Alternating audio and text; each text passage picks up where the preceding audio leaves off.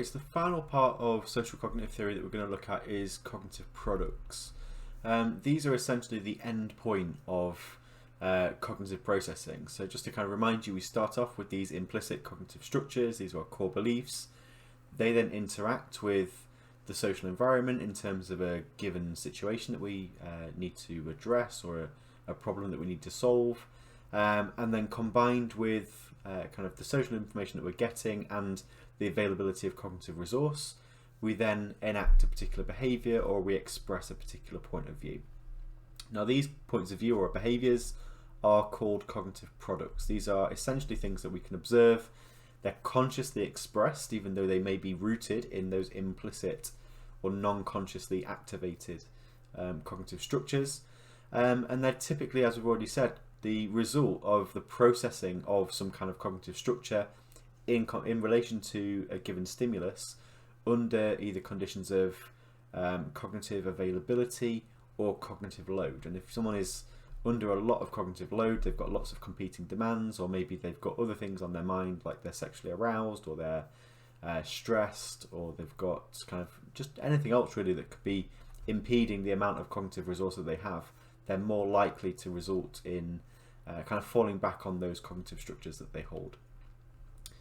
Now, we typically measure cognitive products using things like interviews or self-reported questionnaires. Now, these are obviously fraught with issues around social desirability, particularly the case in forensic settings, when people may have kind of a vested interest in telling a therapist or an assessor something that might be seen to reduce their level of risk, to maybe get an early release, or to show that they're making progress on a particular treatment program.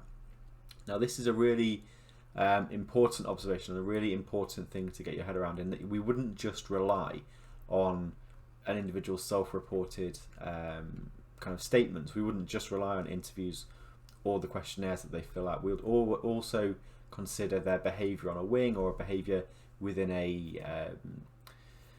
given treatment group, maybe, because those actions, those behaviours that they're enacting in those situations are also cognitive products. They also give us an indication as to how they will behave in a given situation, if they were granted release, or if they were granted release, or kind of in a normal everyday environment.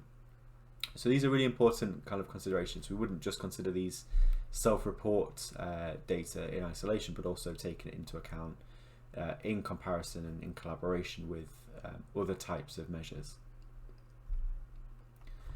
That's really all there is to say about cognitive products. They are the end point of social cognitive theory. So again, just to reiterate, we have these implicit beliefs, cognitive structures that we don't have conscious awareness of or conscious control over. They then guide the extent to which we can make maybe a rational decision in response to a given social environment or a social stimulus. That processing element is really important, and I think if you're trying to understand a case, understanding the amount of cognitive resource that somebody has when they're making a decision gives you an indication as to whether that is a rational decision, in terms of they're elaborating before they're making that decision, or if they're just falling back on the cognitive structures that they hold.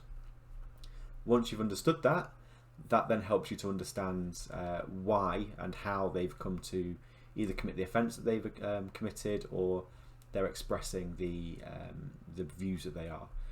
That's really the end of social cognitive theory in terms of what people say, what people do, and how they behave.